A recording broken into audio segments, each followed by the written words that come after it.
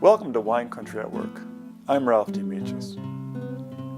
In 2017, fires roared through the North Bay forests, destroying thousands of homes, blanketing the region with smoke and becoming California's deadliest fire. In 2018, that was eclipsed by the Camp Fire, 100 miles to the northeast. Millions in the Bay breathed smoke for weeks from what became the new deadliest fires.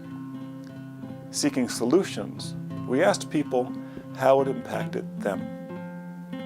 I noticed that it was bringing me down way more than it was my friends and coworkers, and I couldn't understand why I had a special sensitivity to the smoke, but I definitely did.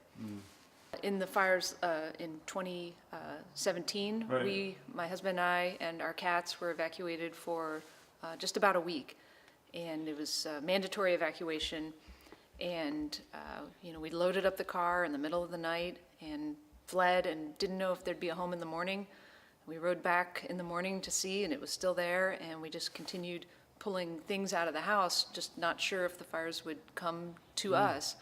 And thankfully, our home was spared, and we finally got back in about a week after, and we still didn't have water or gas because our gas lines and water lines were the same lines as the Silverado Country Club, which was largely burned down. And so they weren't able to turn our utilities fully back on for a couple more days, even after we got back in the house. Very fortunate that my parents, they live elsewhere in Napa, not very far from us, just right on the valley floor, where it was not in immediate danger. So we felt we could be safe there with them. And so we had a little family reunion, and Peter and I celebrated our wedding anniversary, just sitting in my parents' kitchen. We had bigger plans for that day, but I think the day actually worked out pretty well. It was very thought-provoking. I mean, for me, this is a bellwether, and we've had warnings for 50 years, and now we have in our face disaster after disaster. Our fire, their floods, disasters, fires in Sweden, fires in all sorts of places, and events we haven't seen with typhoons and hurricanes. They're all related to global climate change. Well, we've known that. So what's it going to take to get us to wake up? I mean, we have the solutions right here. Like, for instance, in California, with all the homes we're rebuilding, all the public facilities, we should be thinking, how do we make those sustainable? How do they sustain us and avoid burning carbon? How do we build these things so in the next fire we have some resiliency, so our fire and police have power, so our homes may have power? That's the new design for both your residents and for your community, particular community infrastructure that's really needed in disaster. Why would we have something that creates the same problem? Why rebuild the same way? Yet nobody seems to be taking that seriously and building in sustainable closed-loop circles versus open sewer systems, which is more or less all of our utilities, all our food system. They're really not sustainable.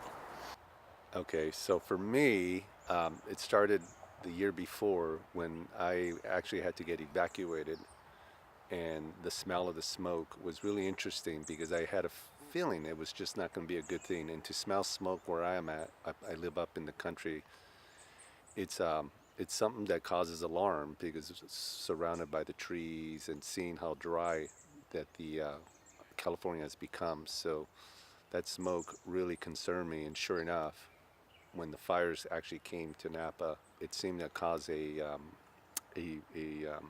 PTSD. That period was it was really depressing. That was the first time experiencing the fire and the heavy smoke like that in Napa. To the point where I had to actually go down to the ocean up in Fort Bragg just to get away for 3 days because the smoke was affecting my lungs. I was so tired. The fatigue was something I just couldn't quite put my finger on. Like, how does smoke make me tired? But it did. Sometimes it just felt like I could barely lift my head. Just crippling fatigue and mental fuzziness and like a foggy feeling in my mind. And breathing was, I could feel the scratchiness in my throat. Kind of developed a little cough during that time. Wasn't sleeping quite properly. And I started wearing the mask because we had the masks left over from the previous year's fires. And I would very diligently wear them when I went outside. And I couldn't understand how other people were not wearing them because it was affecting me so much. And you're in the tour business. How did the presence of the fire and the smoke affect your business? Well, it was interesting. The day that actually happened, 3 Thursdays ago, I can remember I was up at O'Shaughnessy up on Hell Mountain. And it was a beautiful day, and I'm looking southwest, and suddenly, at about 10 o'clock in the morning, there's this dampening, this horrible darkness, and it's like a tsunami had just come overhead. Well, the Santa Ana winds were blowing from the northeast to the southwest, which is contraflow, and suddenly, within 30 minutes, you couldn't see 200 yards. And that's from a fire. I mean, of course, we went through the fires last year. I'm saying, what's burning? Hell Mountain, wineries in the vicinity. That fire was 100 miles away. And it turns out it had started 2 hours before. So the amount of smoke that was coming in was staggering. And literally from that moment on, people were calling and saying, we've seen this on TV. We don't know what the condition is. Should I come? Should I not? Should we bring gas masks or whatever? At that point, you could say, well, from a safety standpoint, the valley is not threatened by that, certainly like it was a year before in 2017. But that compounding with what had happened 12 months before just spooked people again. And we saw a drop off of business. I mean, our business, we drive wine tours. My wife and I have 2 cars. We've been doing this for 10 years. And most of all of our business is either repeat or referral. So we're booking out months and months in advance sometimes. So it didn't impact our business because we really didn't have that many last minute guests who were saying, well, should I come next week? And they go, what's with all the fires? But the impact certainly reminded us from 12 months ago when my wife and I, as I said, with 2 cars, our October last year was going to be our biggest month on record. We had 38 wine tours booked, which is a ton of work for us to be doing. And literally the fires started on the 8th of October. And by the end of that month, we had done 8 of those 38. Everyone else had canceled. People were calling us from across the country saying, where are you eating? Where are you sleeping? Where are you getting your food and gas? And now that Napa's burned to the ground. Unfortunately, there was a video of a winery in Stag's Leap that suddenly, by the morning of the first day, was totally engulfed. It looked like Dresden bombing in World War II. And that was the image that went out across the country. And literally, there's still people who are calling me 12 months later saying, have you rebuilt? I said, well, it was close for us. We were very, very close to one of the 6 fires. And there was a tremendous amount of damage. But I tell my guests, we were so lucky in Napa that we only lost 600 homes. It's ridiculous, only 600 homes. Whereas in Sonoma, right over that mountain, they lost 6,000 homes. So the impact to us was not so much felt within Napa because most of the fires were in the hillsides. And literally, we could have had guests coming back here by the 3rd day. But they were so spooked by the national reports.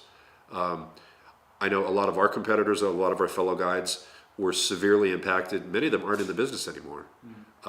We had a lull, fortunately about the time when we normally would have a lull during the year, which is around Thanksgiving to Christmas. But our business came back, but that has not been the case. And there are a lot of small wineries that we go to that will ask me when we go there, said, Barry, what's it like in the rest of the valley? Because is everyone else as quiet as we are? And it's really taken a while to build that back up. So for goodness sakes, 4 weeks ago when this massive fire, even though it's practically halfway to Oregon, still that impacted our tourist business and scared away, I'm sure, thousands and thousands of people. It kind of triggered me, and it was a little, and I don't know if I would say traumatic, but it did upset me, and I could feel it in my body actually, because it reminded me of what happened last year, and just seeing the ash on the car, going out to get into my car in the morning and having it covered in ash, and it bothered my throat. And I have a couple friends with asthma, and they were triggered by it. So I think it triggered me because it reminded me of last year, this time.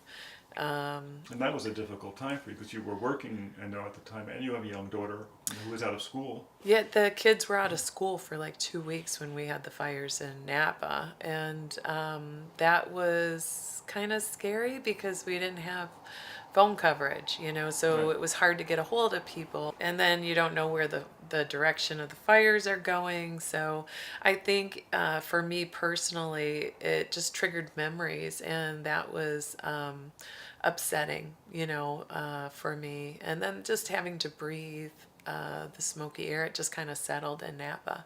So, yeah, I mean, it's not something I grew up with. Well, yeah, because where do you go, So it's a stressful time, but I think it's like we're getting used to it. It's becoming a common thing here. So you just adjust, And that's not necessarily a good thing. No, it's not. Yeah. What we're going to see happen, I hope, because of the global climate impact of CO2, is a major shift in what we use for building materials. Right now we use fiberglass insulation, foam insulation. If you look at the petrochemicals, the amount of energy that takes, if we build a building with that and we're trying to reduce climate change, it's like trying to lose weight and say, I'll gain 50 pounds first. The amount that you put in your building is huge. So you can use sheep wool, you can use rock wool, you can use cellulose insulation, ground up newspapers and cardboard, and it does just as good a job, and it reduces the impact absolutely dramatically. So what we're going to see is forests being grown for that sort of thing again. So it'll really be more for a sustainable forest, sustainable building, so it could contribute versus a conflict, which is how we viewed it in the past. I think you have lots of potential for that. Now, coincidentally, during all this time, you became the director of Napa Valley.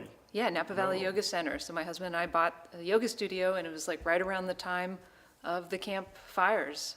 Just shortly before that, we took over ownership, and so we really try to create this as like a refuge and a place where people could come, enjoy our filtered air, and focus on peace and finding a restful space within during very, very stressful times. Right.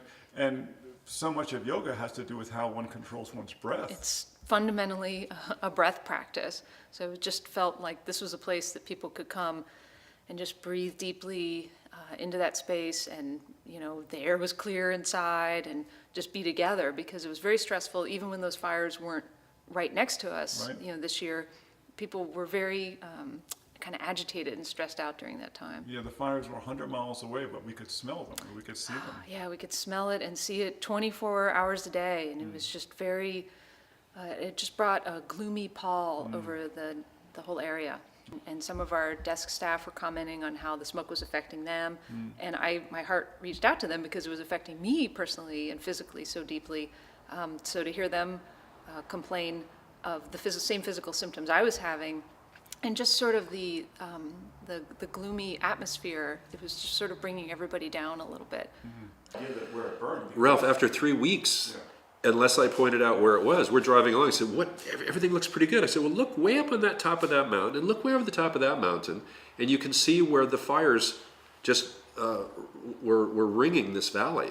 But the actual damage, what, out of 700 wineries in both sides, there were, I think, 2 that were destroyed. You would have thought this place was a crater, Hiroshima, the way people reacted to it. So unfortunately, it was bad publicity. And Signorello, that's the one I was trying to remember. The pictures of Signorello that first morning were broadcast out, and that did more to impact our business than probably anything else, any other report, because they had that one image that just looked so horrible. I know, the winery was fine. It was wonderful. The vineyards were fine. Yeah, we can be very sanguine about it because it wasn't our property that was damaged, but still, the actual damage versus the PR was disproportionate, and it took a long time to come back. And there are a lot of wineries And as I said, our fellow guides that just didn't make it, didn't make it through.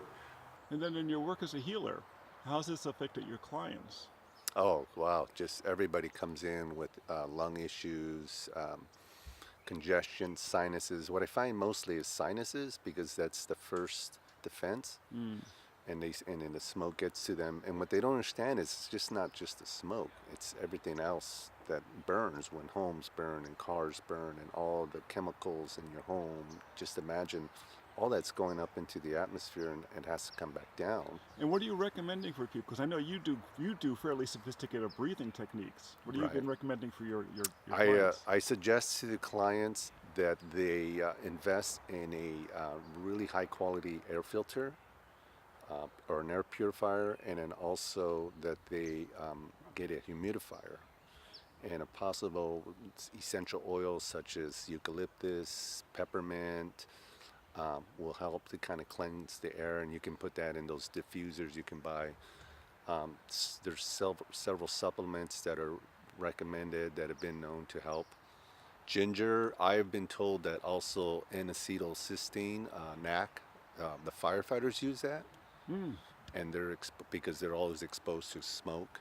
Breathing exercises. I would suggest, like I said, during the smoke and the way it was, just try to stay indoors as much as possible. But how about afterwards? Afterwards, yeah, Because definitely. you have the residual effects. There's soma breath, there's a yogic breath, basically just breathing, inhale 4, hold 4, exhale 8. It's very good for the nervous system. If you want to kind of up it and get more oxygen, quicken that pace to an inhale of 1, 2, exhale 1, 2, 3, 4, and just continue that. 5-10 minutes. It really starts energizing your body, helps the lungs to get oxygen in there, utilize the oxygen. As it is, we don't breathe enough. We don't utilize our diaphragm, which is so key to our real breath. Situations. I need to do more research about how to heal the lungs. I read that the effects of some of the heavy metals and chemicals in the smoke, that they can have long-term effects. And I'm not sure that a short-term intervention would necessarily even undo that damage. The best thing that I could do for myself during that time was to wear the mask, and then by taking hot, steamy showers, I was hopeful that maybe my lungs could just naturally purge some of the toxins before they entered my system more deeply. I was touring with a husband and wife who were in the energy business back in Colorado, and they said, "Well, how's this going with your public utility?" I said, "Well, PG&E learned from their experience last year, where at first they said, oh, it was lightning, oh, it was acts of God, maybe they were arsonists." That went on for a while until it finally determined that it was the repeaters, the circuit breakers, that had really caused that fire. And PG&E, to their benefit, I think, or to their credit, they made an announcement that first morning of the fire. We've had an event. We've had some power lines that have had some problems, and guess what? 15 minutes later, that's where the fire had started. So they've been very, very forthcoming. Anyway, these people that I toured, they said, "Oh yeah, our friends are saying it's really impacting them." I said, "Oh, what do your friends do?" And they said, "Oh, they run PG&E." Oh. So this was their personal friends were the chairman and his wife of PG&E. They're girding their loins for $30 billion worth of claims, but this is unfortunate that these things started the way they did, because all they would have needed to have done, we learned later, all they needed to have done was turn off these repeaters during the fire season, which many public utilities do anyway. I think the cost of PG&E doing that, they go, what's the worst that can happen? Let's not turn these off and then turn them back on in the spring. So that's how it happened. The irony of zero net energy buildings, which I've been working on for decades, is that to get zero net energy, the most common strategy is make it well insulated, which is a really good thing. But when you use extra foam to do that, what you're doing is making the impact of that building by 2020, by 2050, 3 times worse than if you had just a plain old cold building. So we're doing things that are really unintentionally adding the carbon very upfront, and it's exactly the wrong thing to do right now. But these are so ensconced in Europe and other places, in Australia, some places where some of these come from, that it's standard practice there. This is like, we're just so slow on making the comparison. So we have false equivalence of what an insulation does for you. We say it saves energy. Well, if it's adding that carbon by the one product and way less on another, that's an important thing we haven't looked at, and that's key. And so we should be selecting the entire embodied carbon of the building materials plus the operational carbon and minimizing it, and particularly the upfront things, because right now we're on this tipping point. I mean, just last week we were way over the 1.5 threshold last week, and you know that we'll be able to maintain that target is really, really unlikely, the way we're seeing things go. That's true. That's true. I mean, people are missing 1/3 of the Silverado Country Club properties because those things burned all in one night. That was so sad. We had a lot of friends who just thought the fire had been finished the first few days. The wind shifted, whoosh, and it came through, and that's when most of our homes in Napa were destroyed. Was that the second phase of the fire that happened 3 or 4 days later? Because it's not healthy, and it's going to cost us 100-fold more and 1,000-fold in human suffering, which we don't need to do. We just need good planning, or citizens to wake up and insist that the normal structure that hangs on, that wants the oil and wants us to continue, just get voted out. You know, we're gone. You're not doing that anymore. We won't let you. That's a wake-up call that's more visual, more of the heart than of the mind. We've been arguing, and for me, I've been instructing people and showing actual demonstration, real data that we can change the codes with. But that's such a slow process. We need a wake-up, and I think it's when you can change someone's heart so they knew it's the right thing to do, that this is essential for your grandkids, for everyone we know, then you're a heartbeat away to discuss how do we do it and get off the dock and out of confusion into action. That's what I'm hoping for. Well, I'm not going to endorse the Finnish system of raking leaves, but I think that the problem is we're in an environment, we're in an ecosystem that for millions of years has regenerated with fire. We have sequoias, we have oak trees, we have pine trees. All of these regenerate every 30 or 40 years when forest fires come through, and they do 3 things. They clear out the brush, which is positive. They drop ash, which is a form of fertilizer, and the heat allows the trees to pop and send out their seeds. So if they just dropped their pine cone seeds right below, they wouldn't germinate. So bam, 30, 40, 50 feet. That's what this flora is designed. That's how it regenerates. So the only difference lately is that we haven't been building $1 million houses in that environment because it's worked fine for millennia, and still will. That's California. That's the reality of California. Well, what I notice is that when people are stressed, like any time we're stressed, our autonomic nervous system changes, so we go into the fight or flight. So that pattern, I have ways to assess and see that if they're into the autonomic nervous system. So once you get into that, all the other issues that you've had before will start coming up. So tension in the neck, shoulders, old aches and pains, those kind of issues will start coming because the body now is in stress mode. First thing I do is, especially with the PTSD or any of those issues like that, is work on the autonomic nervous system, get them out of the sympathetic and back into parasympathetic. And then once they can calm the nervous system down, then give them some breathing exercises and then work on the body. In other words, move them from fight or flight back into rest and digest. Rest and digest and relax. That's the most important thing. And then recommend that they drink plenty of water, get fluids. The lungs are actually the biggest, or the organ that is the most important for detoxification. It goes lungs, kidneys, large intestine, of course our liver as well, but our lungs, we're breathing in thousands of breaths a day. Right. And and so it really impacts our ability to cleanse our blood. So it's important to breathe. And the breath work actually is the only way to really jump into the parasympathetic, that's the fight or flight or the rest digest. So it's through the breath that we can actually get out of fight or flight into rest and digest. And it's long, deep exhales and then shorter inhales. Most of us will, when we're in the fight or flight, our natural reaction is that's fight or flight. It's long, deep exhales, focusing on the exhale, and then big, deep breaths. That has been proven through the Wim Hof method, Soma breath, the Heart Math Institute. The breath work is the key. That's wonderful. Thank you, James. You're welcome. That was Thank great. you, Ralph. We are now reaping the effects of 100 years of forest management that there was different strategies on how to manage forests in the past, and they were doing the best that they could. But now we know that by letting things, or by stopping burns, it makes the subsequent burns bigger.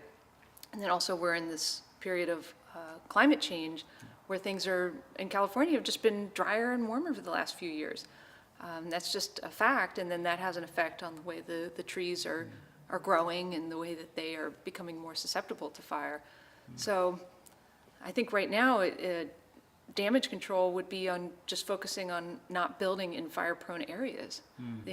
Forest management is extremely complex, and the ultimate forest manager is Mother Nature. Yes. She does it right every single time, and there are always going to be burns. That is how Mother Nature manages the forests, and how the forest renews, and how the forest gets rid of older, drier trees.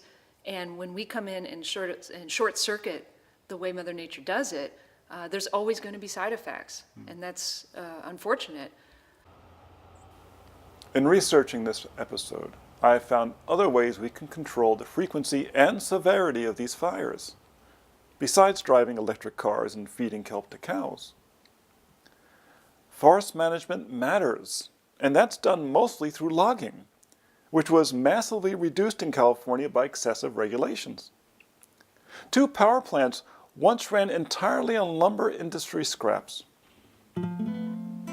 Something we use here in wine country are herds of goats foraging in the woods.